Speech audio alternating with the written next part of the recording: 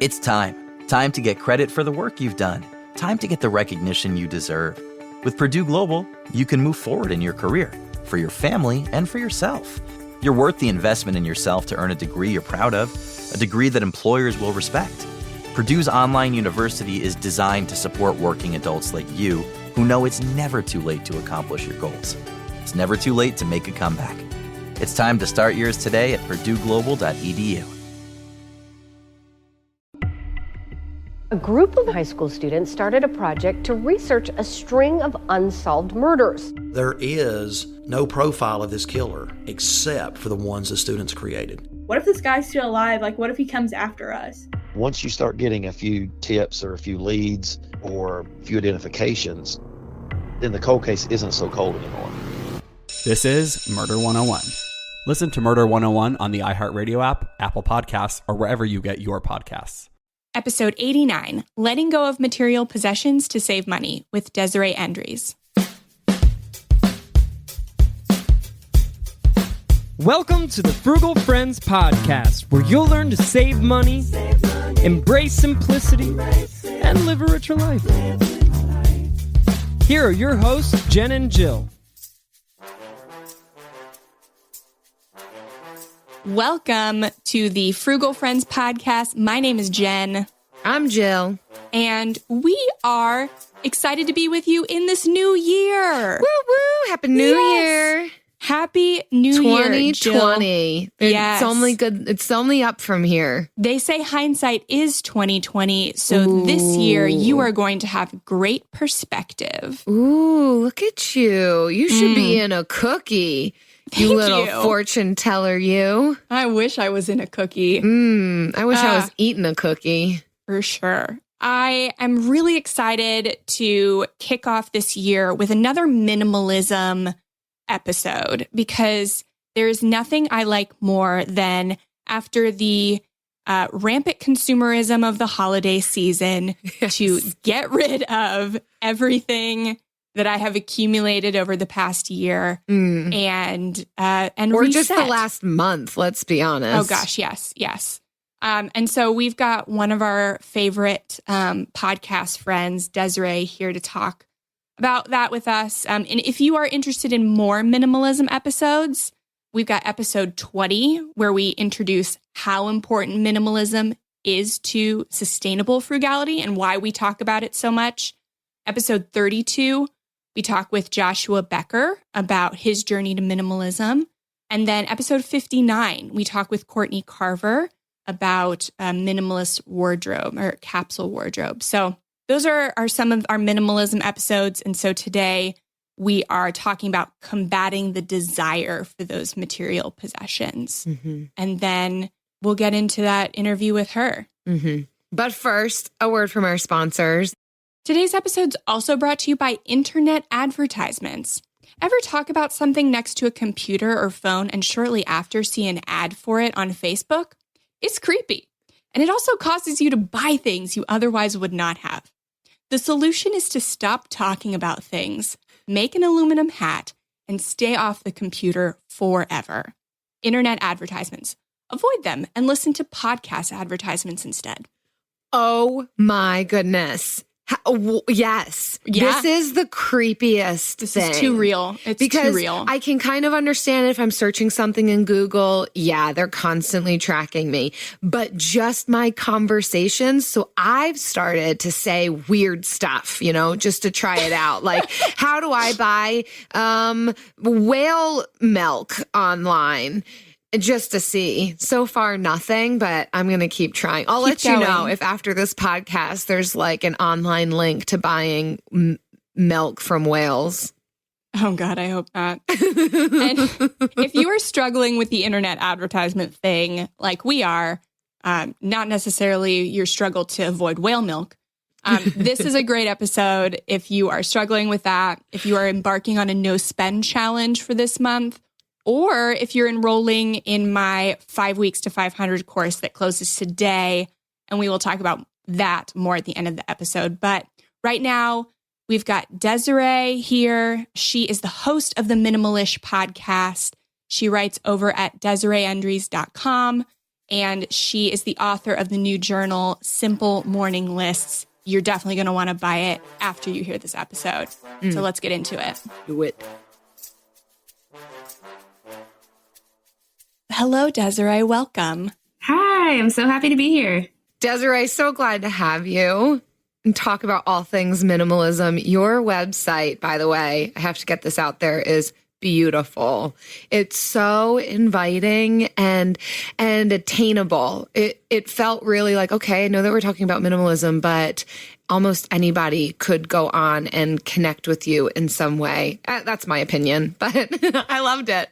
Loved exploring thank it. You. Yeah. Thank you so much. I was literally about to change my entire website this morning, so I'm glad you said that. Oh, no. I think you just saved me some time.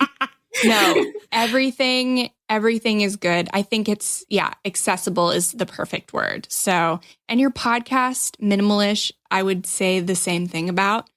So I'm so excited that we finally have you on our show, because all we're about is making things that don't feel so accessible a little more accessible to people. Yeah, and I think you guys do a great job. And Jen, you were on my show just, a few weeks.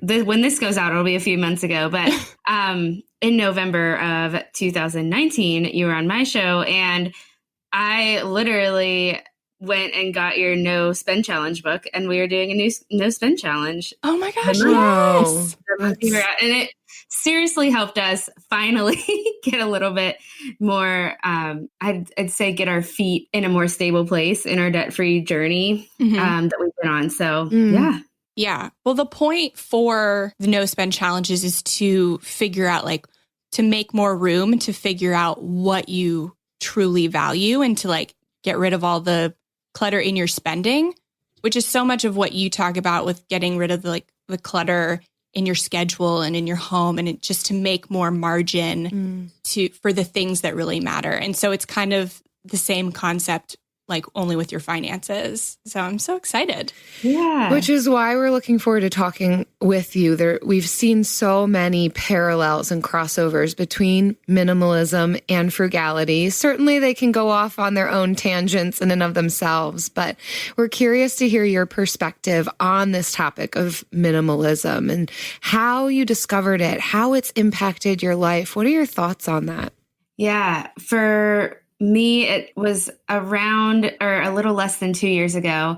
My husband and I actually just stumbled upon the minimalism documentary, which I think is still on Netflix, and it's definitely worth the watch. And it convinced us right away. He actually texted me the other day and said, I think we should watch that again, just because it's so good and it really brings out the principles of minimalism, and it gives different perspectives, which I really appreciate.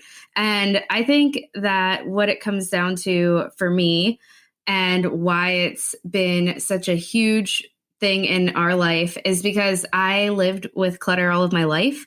And I just thought that was fine because it's just what I was doing for so long.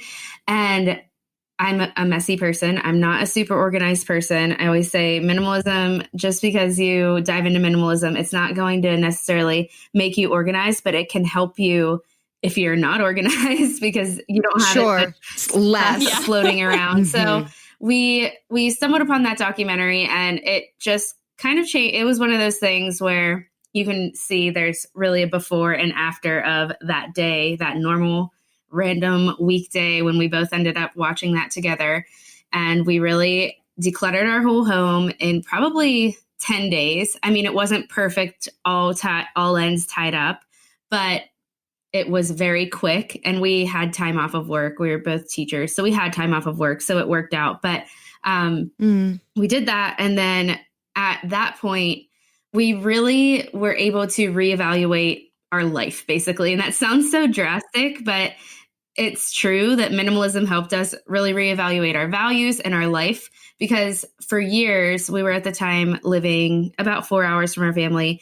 We had basically every summer as teachers said, we are going to try to get jobs back home. We're going to try to get jobs back home. We're just in Virginia to get teaching experience.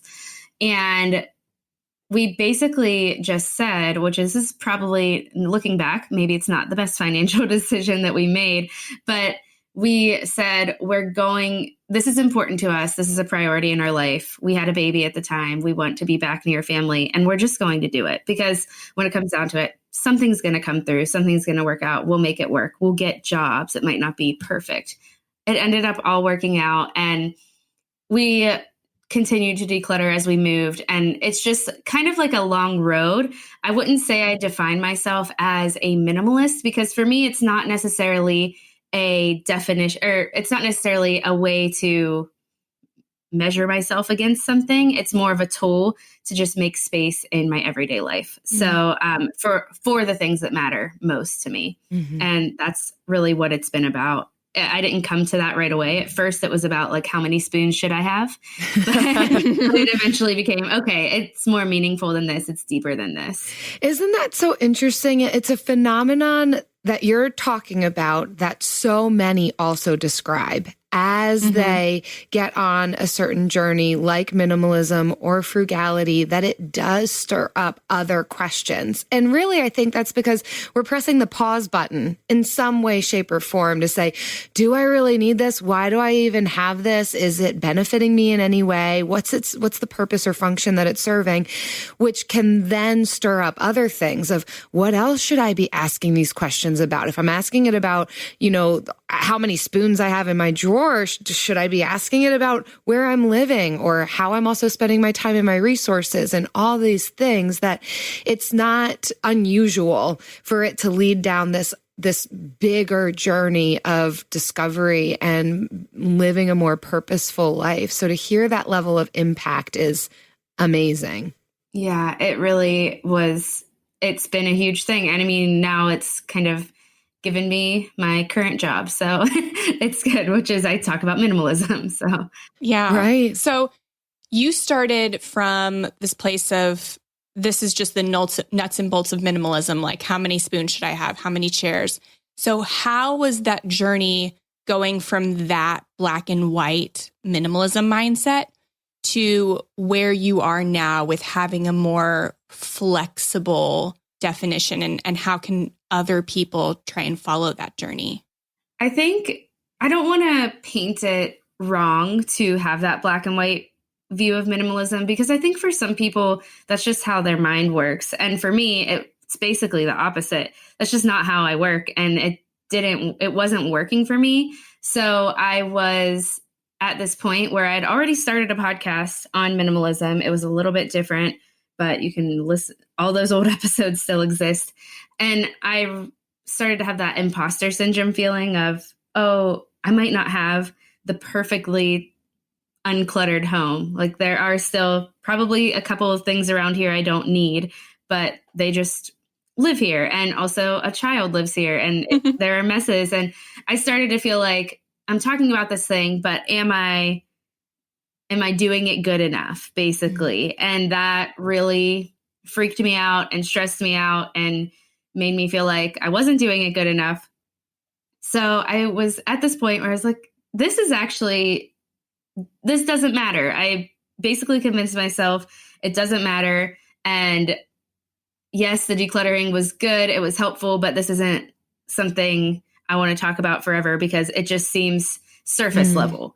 And I know that's not really true about decluttering. There are obviously really deep things that it brings out. But at that point, I was like, I'm not doing this good enough. So this just all seems surface level. I quit.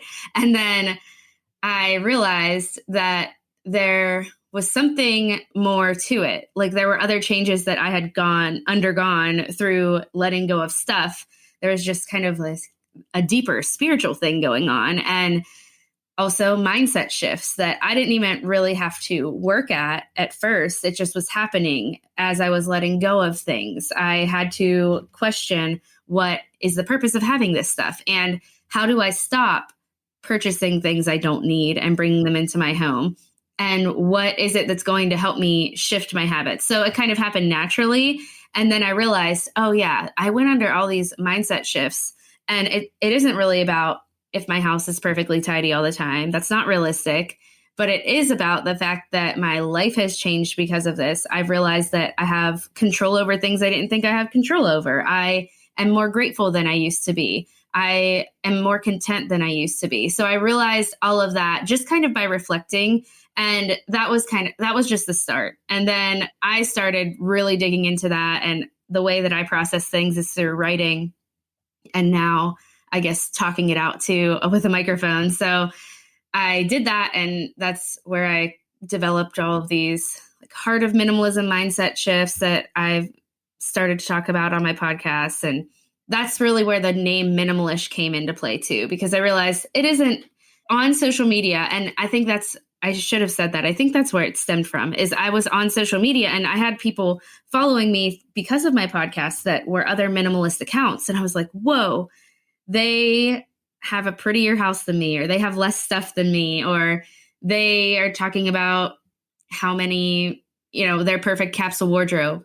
And so it was comparison. And I didn't want it to be about that. And now that this, minimalism isn't a new thing, but now that it's gained so much traction and there's so many people that are finding it helpful, I think this message is needed that it's not something to measure up to. It's not another way to chase perfectionism. It's just a tool to help you clear out distractions and make room for what matters in your life. Yeah. And I think we could replace the word minimalism with frugality, like in our space, because oftentimes it's also a race to the bottom. Like, how little can I spend? How much money can I put towards debt or towards retirement? And you can feel like if you're not at a 70% savings rate, or if you're not like getting all of your stuff from the thrift store, that you're just not, you don't qualify as frugal.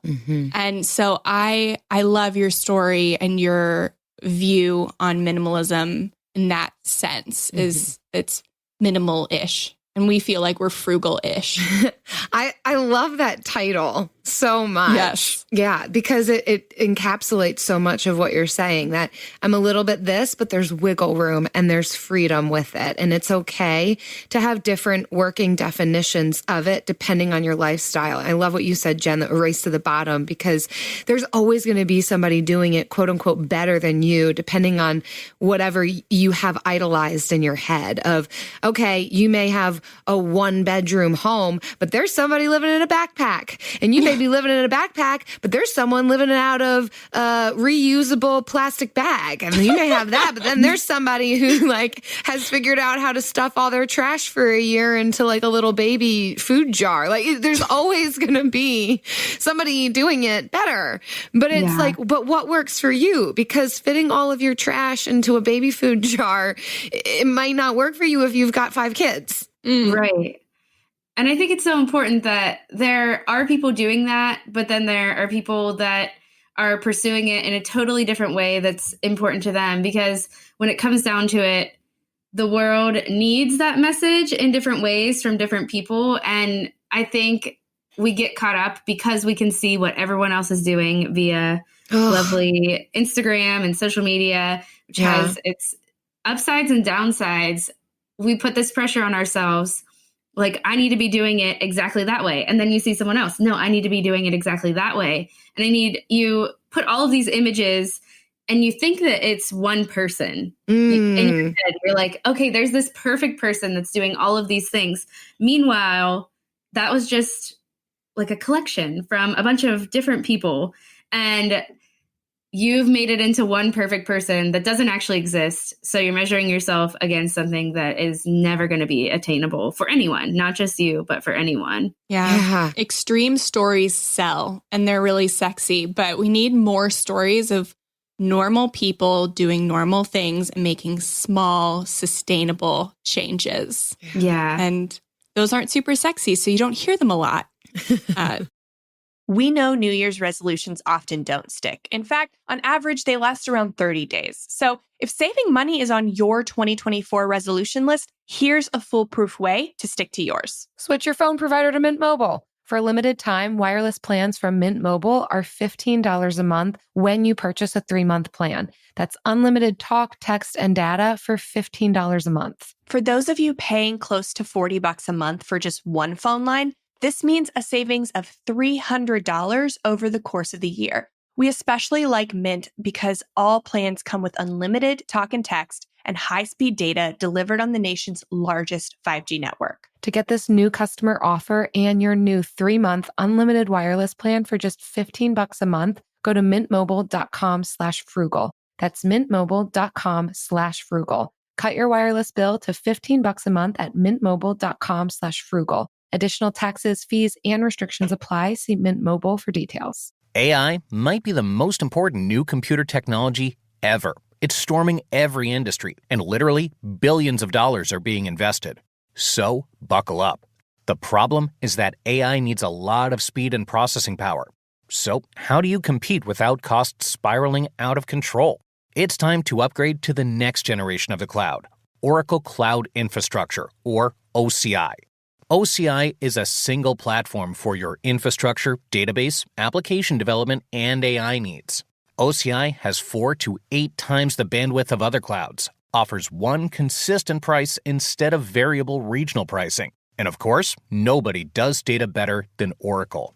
So now you can train your AI models at twice the speed and less than half the cost of other clouds. If you want to do more and spend less, like Uber, 8x8, and Databricks Mosaic, take a free test drive of OCI at oracle.com/strategic. That's oracle.com/strategic. oracle.com/strategic. So you don't have any examples of that to live up to. But here we are. Yeah. We're right here. But that's such a good word and a good reminder that we are the ones who create this idealized person that really doesn't exist and is pretty unattainable. If you're going to try and be that person who's the combination of all these perfect things that you're perceiving, it's not going to work. It really is figuring out what helps you to experience life and joy and be able to get at the goals that you have, not what somebody else has. And these are tools in that journey. Living frugally, living minimally, they are tools that you can fine tune for your own purposes. Yeah. Which, speaking of, for you, Desirae, as you were in this process, and so to speak of it at like a tool, right? And we know that there's so many other things that came along with this in your journey. But if we were to look at this as, okay, here's some steps you can take. And what did this look like for you as you reevaluated your relationship with material things? How did you do that? And what kind of financial impact did you see with it? Yeah, I think for me, when I talk about it, it has to start with letting go of stuff. I mean, it doesn't have to, but that's just how it worked for me. So that's usually how I suggest starting, because oftentimes we just have so much stuff around us that we don't even know what we have. Like, we've cluttered up so much. And then when we look at that stuff and we start to shift our mindset and we say, okay, this item that I've kept around, even though I don't use it, you have to start to question, why did I do that? Or why did I buy this? Think of a clothing item. I feel like I often suggest not necessarily starting the very first thing you declutter is your closet, but to put that up there in the process pretty high on the starter list, just because I feel like a lot of us have emotions attached to our closet, whether it's because, and that's not true for everyone, but I know for me, a lot of it came down to kind of like a body image thing. And so I bought so many clothes all of my life. Like, when I was younger and I babysat, I would spend all of my money, and I made a lot of money babysitting. I did it every day after school. I would get it in chunks, and I would take it and I would spend all of my money on clothes. And I just had literally piles of clothes, and they were in piles because I didn't know how to put them away, which I still don't necessarily know how to do that all the time. So my pile is much smaller, but basically it takes looking at these items and starting to question and really evaluating, why is this hard for me to let go of? And why did I bring this into my home in the first place? And starting to dig a little bit deeper, because once you have those answers, then you can take that and you can kind of use it as a tool to shift the way that you spend and shift the way that you consume and bring more in. if you go about decluttering your whole house, that helps too, because it's so much work. And I think a lot of times we end up getting so frustrated with ourselves in the process, which I would say, obviously, like, feel those feelings and then channel it elsewhere, because we don't want to end up giving up because we're so angry at ourselves for piling up so much stuff over the years.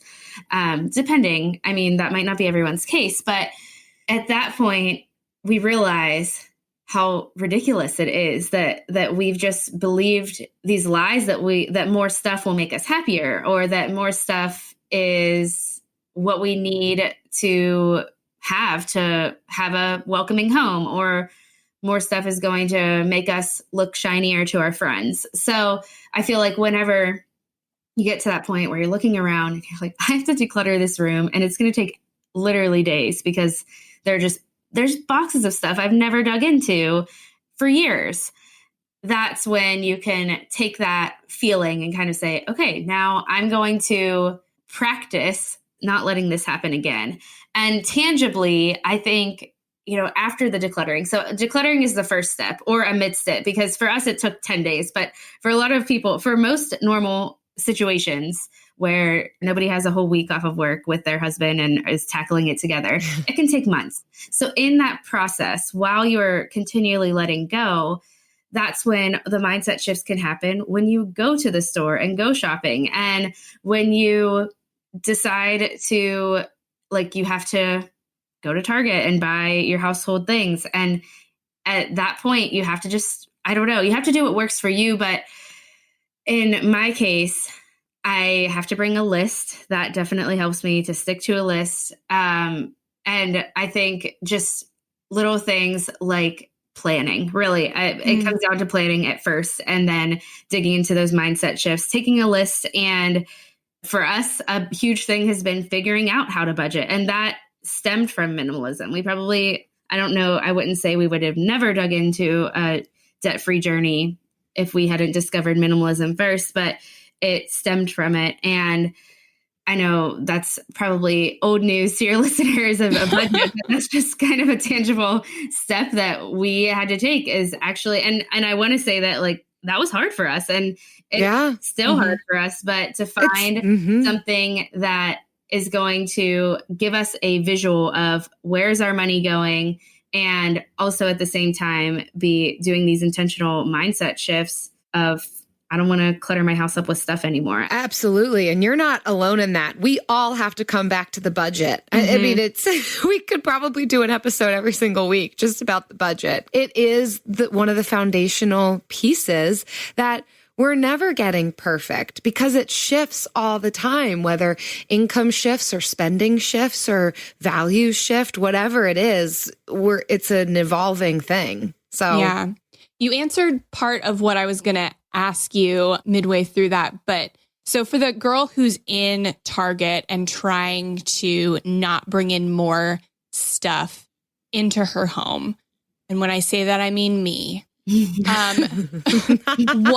What is your mindset now? So your strategy is you go in with a list, you go in with a plan, but what's your mindset when you're looking at this stuff? How do you stick to that plan and list?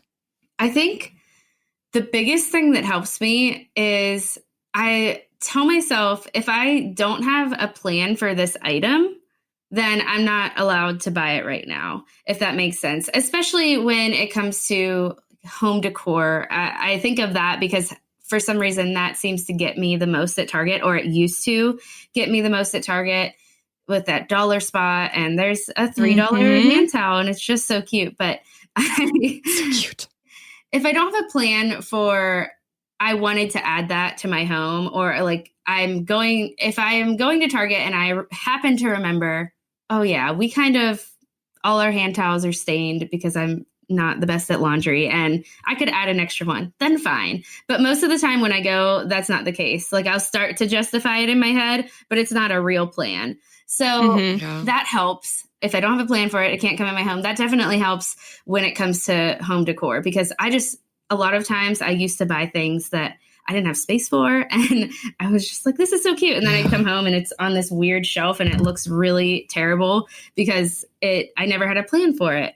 And then another mindset shift is to just, as cheesy as it is, if you are starting your day, so this is like before the trip to Target, with gratitude and like a literal gratitude practice and just reflecting on what actually matters to you, I think that is what helps me the most. Because when it comes down to, I also take a toddler to Target with me, so I can't be there long, so that helps.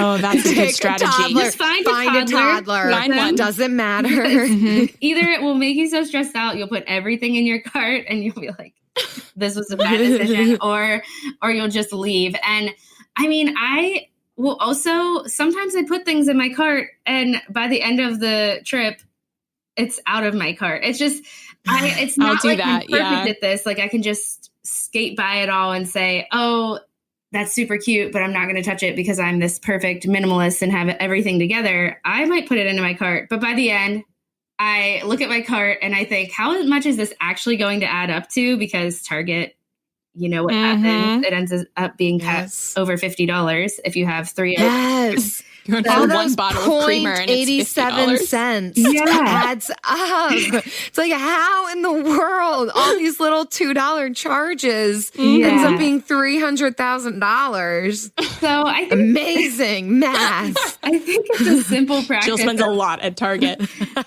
No, I think if you that simple practice of looking at the cart when you are about to check out. I just did this the other day because I have a toddler and I was trying to get her a new cup. Not a good idea to take her to do that because she had some opinions. And as we were going through the store, I had picked up, there was another cup in a different area because it was frozen and it was on display. So I just had to reevaluate instead of being like, I'm just going to get this all because, we'll use 3 cups. It's fine. No, I'm going to reevaluate because 1, it's going to add up to $1,000 for 3 cups. And 2, we don't need all of that. So just that ending, that last minute check at the end. Also, another simple thing is I have to stay out of sections that are going to get me, like the clothes. I just can't even. Oh, yeah. I bypass them. Yeah, I have to bypass that. So bypassing sections. And those are just little things that help. But I think most of all, the plan, the list, and then telling yourself, if I don't have a plan for this, it's not allowed to come into my house. If you want to leave and come back to it later and say, go back to your house, think about it, even if it's not home decor, if it's even a kid's toy item or a clothing item, reevaluate once you get home. And, you have permission to go back and get it if you're still thinking about it and if it seems like a good idea at that point.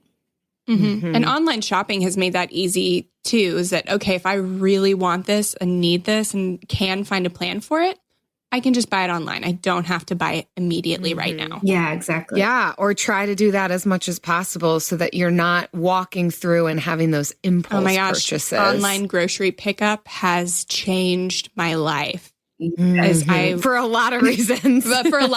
But my pantry is now more organized. It's more minimal. I am using what I have and I'm not seeing this cool spice packet in the aisle and then just like impulse buying it.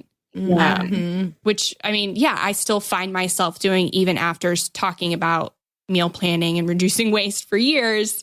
I still find myself, buying the cool artisanal rice bag. Sometimes. Speaking of life-changing. Oh, and something we've been talking about for years. Well, like 1 year. 1 year. It's the Bill of the Week.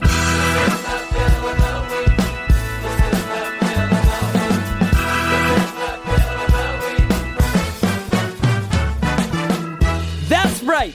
It's time for the best minute of your entire week. Maybe a baby was born and his name is William. Maybe you paid off your mortgage. Maybe your car died and you're happy to not have to pay that bill anymore. Duck bills, Buffalo Bills, Bill Clinton.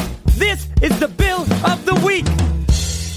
Every week, Desiree, we have a listener or our guest of the week share with us their favorite bill And I've prepped you for this. And are you ready? Do you have one for us? I am ready. Yes. Tell us. Share. I feel like this might be really boring, but my gas bill is really low because the weather was temperate, and that made me happy. The weather was pretty good last month, and my gas bill was so low. So that was beautiful. And we're on budget payments anyways, because I don't know if in Florida, you probably don't even have a gas bill, do you? Or it's like 10. No, we do. We do. Okay. Yes, we do. I remember in Virginia, it was nothing every month. But here, our furnace runs on gas. And so for a while, it was like, 1 month it would be almost $300. And then in the summer, it would be, $10. And that's extreme differences. But so we went on the budget spending, but still, it was nice to see that my balance, even though I actually paid more for it because of the budget spending on the gas bill, my balance was lower than what I actually paid. So I'm like, this is going towards that $300 bill in the middle of winter. I'm so glad for your warm weather out in Pittsburgh, lowering your bill. It has not been the case for us. It's been like unusual frigid temps. We had to get away. We had to book it out of town. We're like, we had to go to tropical Ohio. See you later. No, we went to Europe, Jen. I know.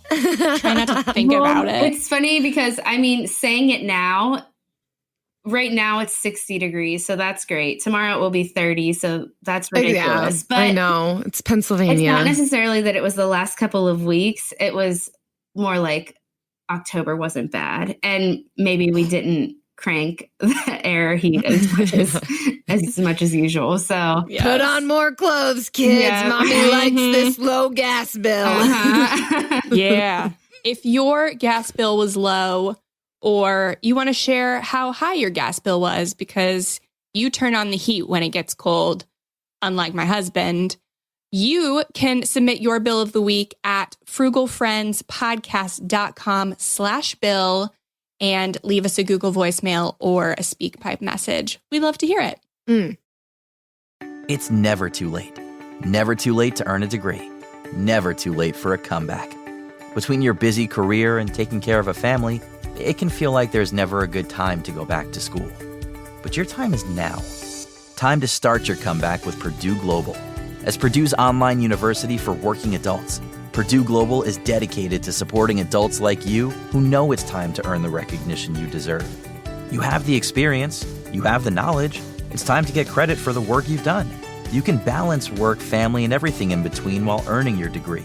It's time to move forward in your career, for your family and for yourself, with a degree you're proud of, a degree that employers will recognize and respect.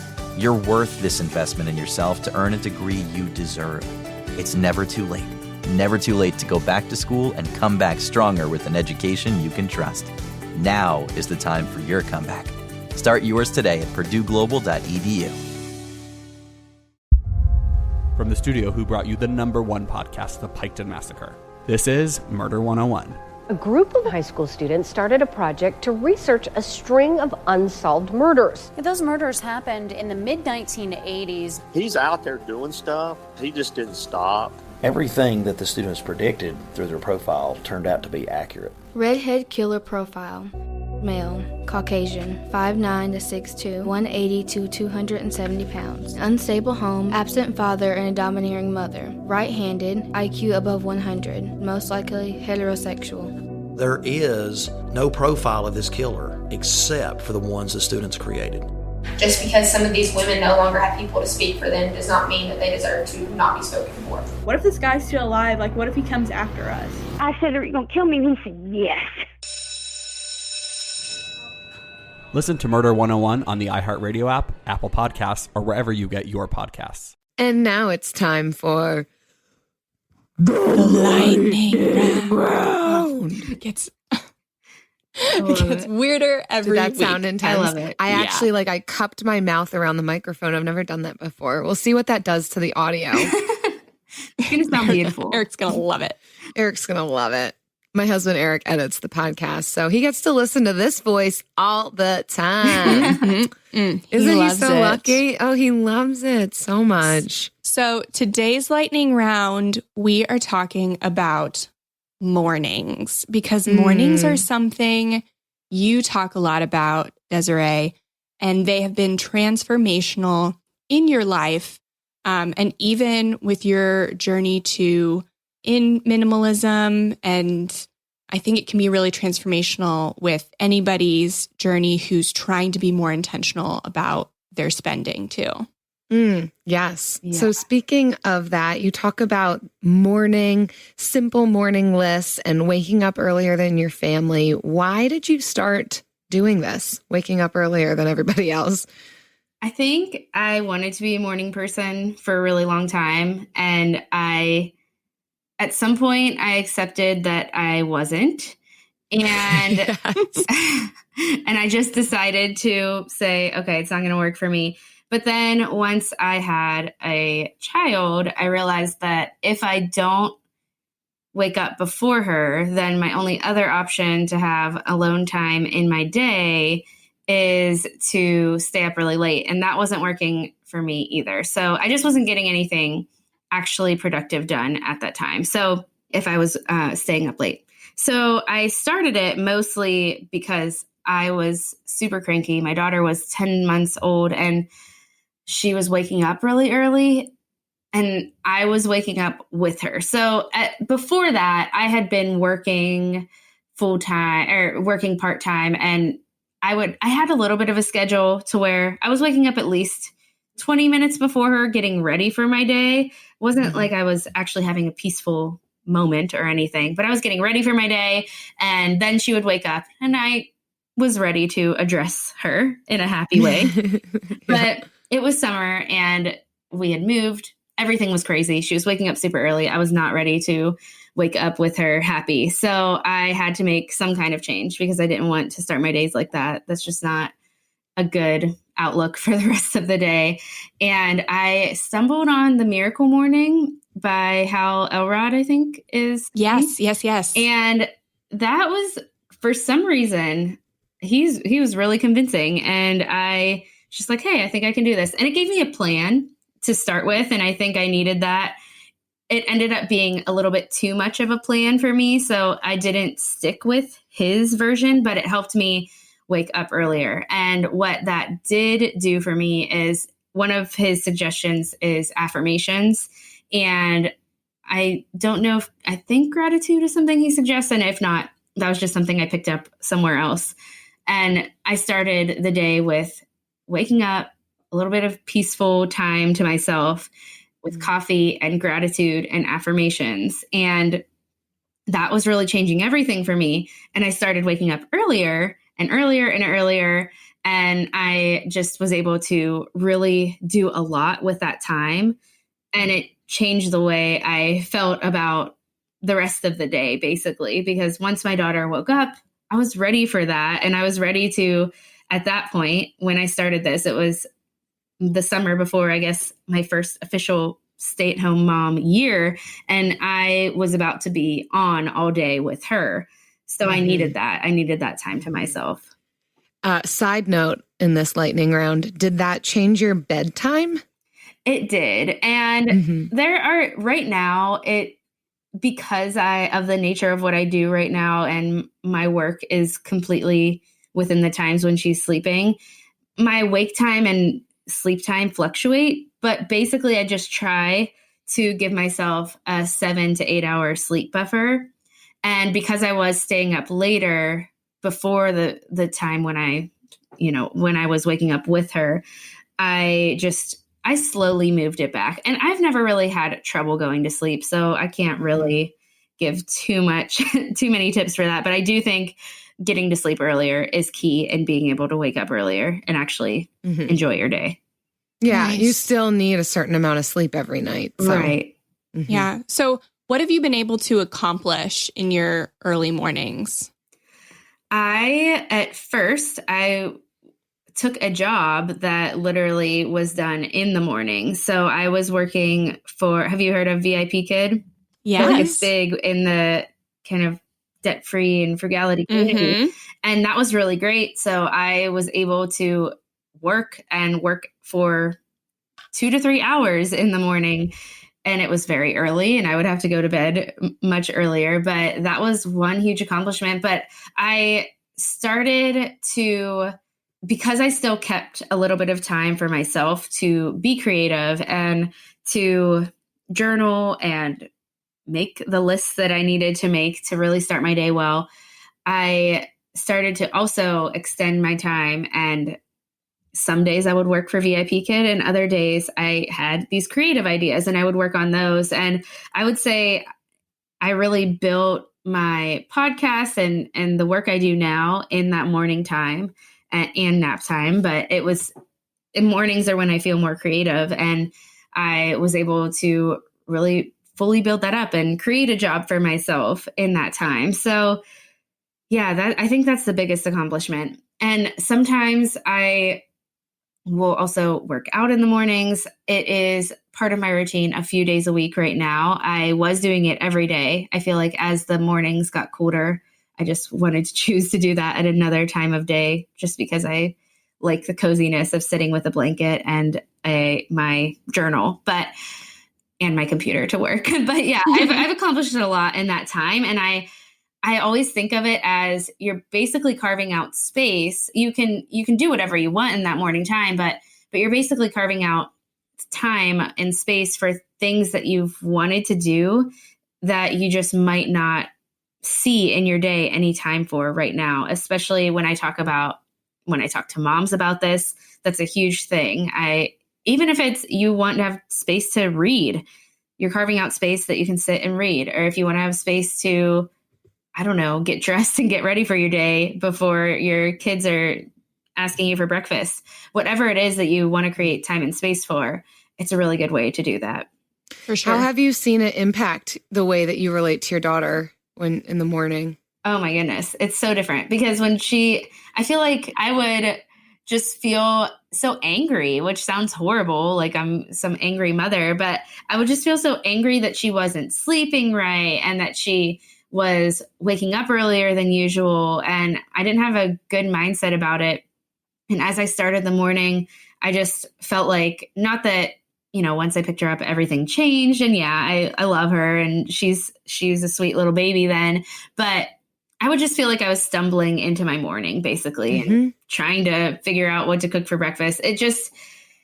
That's how I used to live my days in general. So I feel like it is similar to just what my life looked like before minimalism anyways, but just kind of no real plan and no real routine to the way that I related to her in the mornings in general. And now I feel like I'm just able to be slower. And, it's not like I start my morning super productive with her after this morning time.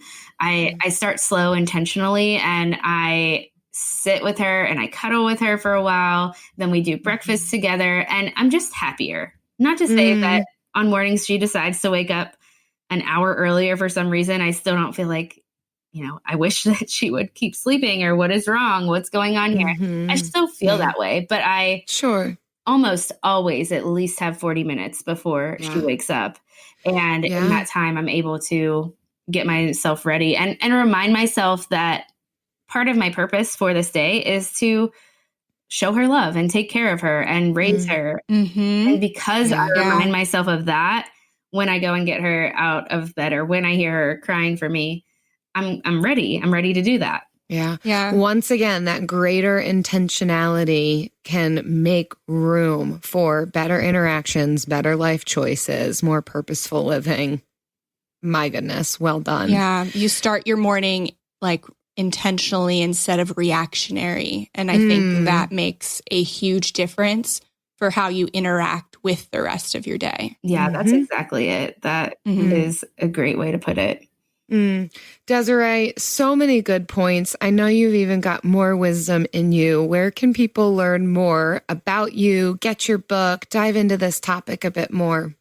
Yeah, so I am at DesiraeEndres.com, and that's where you can kind of find my podcast and everything. But my podcast is Minimalish. You can search that anywhere. It's just minimal Desirae-ish. And I'm on Instagram at Desirae.Endres. And my book it's more like a journal, but it has qualities of a book. I guess there's a lot of writing that went into it. So sometimes I call it a book, but it is a morning companion journal, and it takes you through this 5-step list making process, which sounds more elaborate than it is.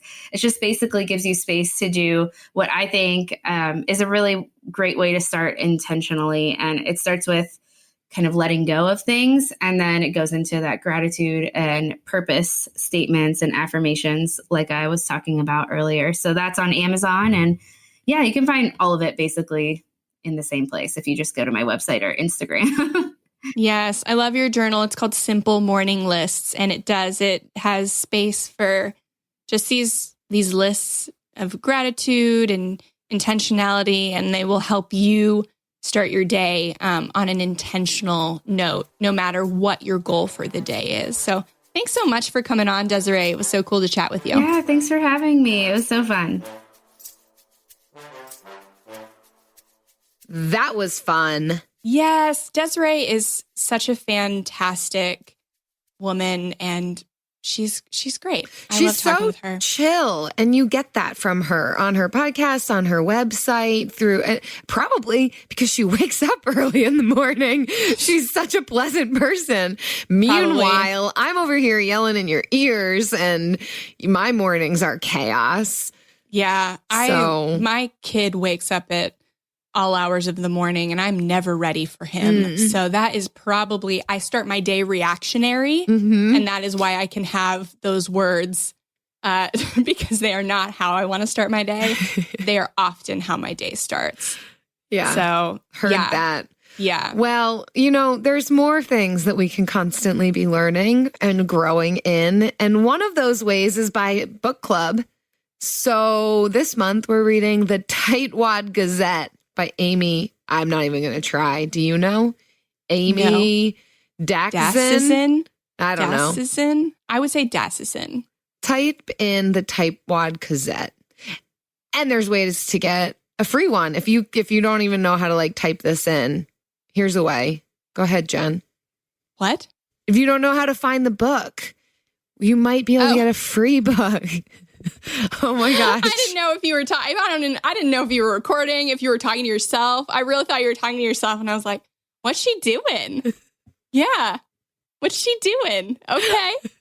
Cool. I don't wake up early, so sometimes I don't make sense. If you want a free copy of the Tightwad Gazette, all you have to do is leave us a review on iTunes or Stitcher, screenshot the review, and send it to frugalfriendspodcast@gmail.com. And we will select one review for every 5 we receive to win a copy of this book.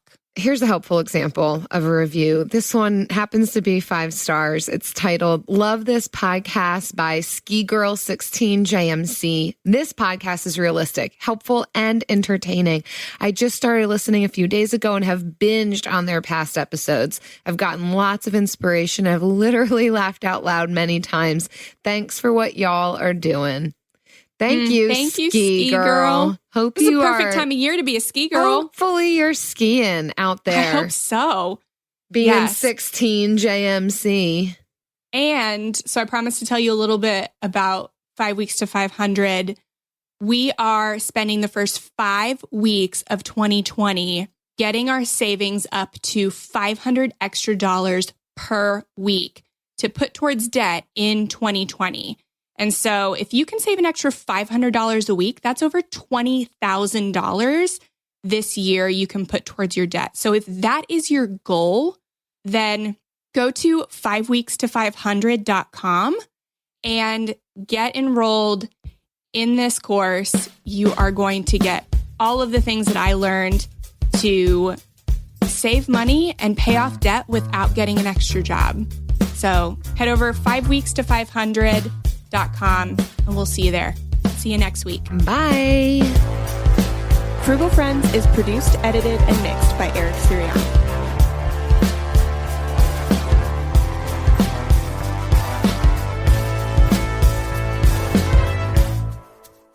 That sounds amazing.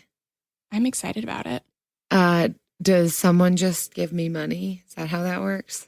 You know, I contemplated that because I thought it would get more people to sign up. But then I thought, oh, that's not sustainable. I can't just be giving people $500 every week. Yeah, right. No. But you thought about it, so right. That's what counts. I did. It's the thought that counts. That's what they say.